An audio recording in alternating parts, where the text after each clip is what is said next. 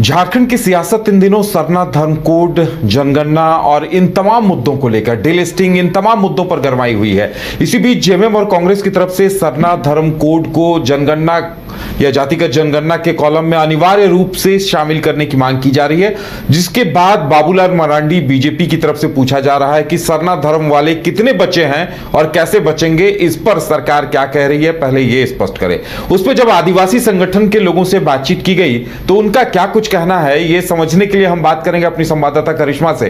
करिश्मा, देखिए, आदिवासी समाज के कई लोगों से आज आपने बातचीत की, क्या कुछ कहना है उनका?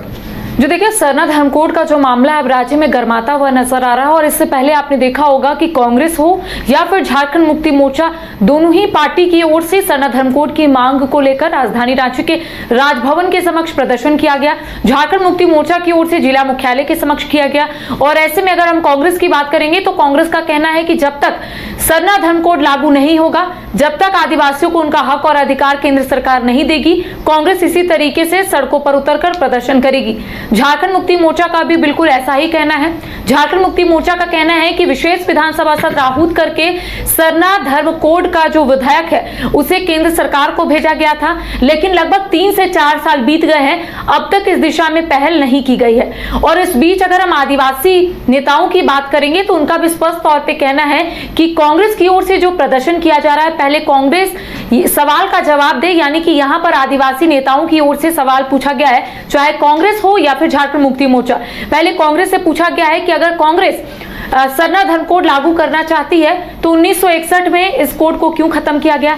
इसके साथ ही ये भी सवाल जो है आदिवासी नेताओं की ओर से पूछा जा रहा है कि कार्तिक उरांव की ओर से, यानी कि जब देश में कांग्रेस की सरकार थी, तत्कालीन प्रधानमंत्री इंदिरा गांधी को जब डिलिस्टिंग को लेकर कह सकते हैं कि लगभग 348 सांसदों का हस्ताक्षर लेकर जब वो संसद पहुंचे थे, लेकिन अब तक उस दिशा में पहल नहीं की गई, पारित नहीं किया गया, जैसा का तैसा जो है वो रख दिया गया। तो ऐसे में सवाल जो है आदिवासी नेता उठा रहे हैं। इसके साथ ही अगर हम झारखंड मुक्ति मोर्चा को लेकर बोले तो आदिवासी नेताओं का कहना है कि झारखंड मुक्ति मोर्चा कभी भी आदिवासियों को लेकर गंभीर नहीं रही है। उन्होंने उदाहरण दिया कि अगर झारखंड मुक्ति मोर्चा आदिवासियों के लिए इतना सीरियस रहती, इतना गंभीर रहती, तो जो सिरमजोली फ्लाईओवर का जो रैंप का विवाद है वो कब का खत्म हो जाया होता, सरकार की ओर से कोई अच्छी पहल होती और आदिवासी समुदाय जो लगभग 2 से 3 महीने बीत गए हैं इसको लेकर आंदोलन करे तो शायद यह आंदोलन खत्म हो जाता, बंद हो जाता।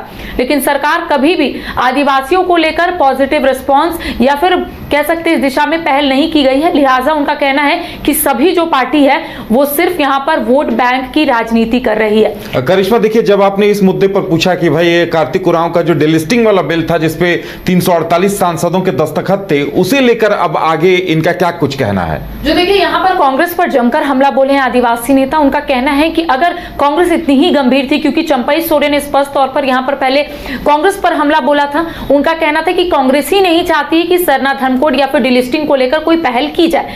देखिए, यहाँ पर जब हमने आज आदिवासी नेता से बातचीत की तो उनका कहना है कि कार्तिक उरांव ने डिलिस्टिंग का जो बिल है वो जब तत्कालीन प्रधानमंत्री इंदिरा गांधी को दिखाते हैं, जब बिल पेश करते हैं, 348 सांसदों का उसमें हस्ताक्षर भी रहता है, लेकिन इस दिशा में पहल नहीं की गई, तो हम कैसे माने कि कांग्रेस आदिवासियों के लिए गंभीर है। देखिए, अब आदिवासी नेताओं का कहना है कि अब हम ही लोगों को एक रणनीति बनानी होगी। साथ ही साथ उनका कहना है कि 2 साल पहले ही डिलिस्टिंग को लेकर एक बड़ा आंदोलन जो है वो देखने को मिला था। तो ऐसे में जितने भी आदिवासी नेता, उनका कहना है कि बेशक यहाँ पर जो धर्म परिवर्तन है वो हो रहा है, कई ऐसे लोग हैं जो ईसाई में कन्वर्ट हो गए हैं लेकिन आरक्षण का लाभ उठा रहे हैं, तो ऐसे में उनका कहना है कि डिलिस्टिंग होना चाहिए। साथ ही साथ उनका कहना है कि आने वाले समय में जो आदिवासी समुदाय है वो सरना धर्म कोड के साथ साथ जो डिलिस्टिंग का मामला है उसको लोगों के समक्ष लेकर जाएगी, क्योंकि आपने देखा होगा पहली मर्तबा ये नहीं हो रहा है उदय। डिलिस्टिंग को लेकर कई मर्तबा झारखंड में आंदोलन भी हुआ है। खुद चंपई सोरेन उलगुलान करने वाले हैं।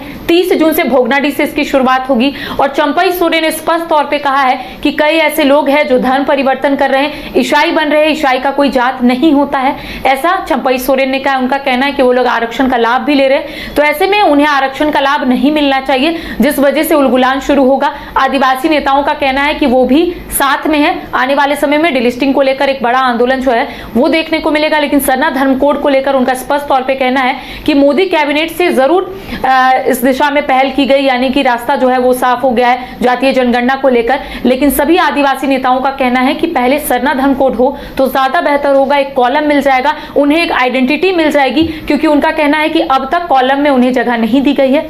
मजबूरन उन्हें कहीं और, यानी कि कोई और जगह पे टिक करना पड़ता है, उसको कह सकते हैं कि एडजस्ट करना पड़ता है। तो ऐसे में उनका कहना है कि जब हम ही लोगों को पहचान नहीं मिला है तो हम कैसे आवाज उठाएंगे, कैसे अपने हक और अधिकार की बात करेंगे, जिसको लेकर उनका कहना है कि कई मर्तबा हमने मुख्यमंत्री हेमंत सोरेन से भी मिला, लेकिन मुख्यमंत्री गंभीर नहीं है, सरकार गंभीर नहीं है, ऐसा आदिवासी नेताओं का कहना है। चलिए, अब देखने वाली बात यह होगी कि एक तरफ झारखंड में जहां सरना धर्म कोड की मांग हो रही है, वहीं बीजेपी की तरफ से सरना बचाओ आंदोलन चलाने की बात हो रही है, कि कार्तिक उरांव के डिलिस्टिंग बिल की बात हो रही है, जिसमें 348 सांसदों के दस्तखत थे, उस पर बात हो रही है। देखने वाली बात यह होगी कि निष्कर्ष क्या कुछ निकलता है और जनता किस तरह से क्या अपनी राय बताती है।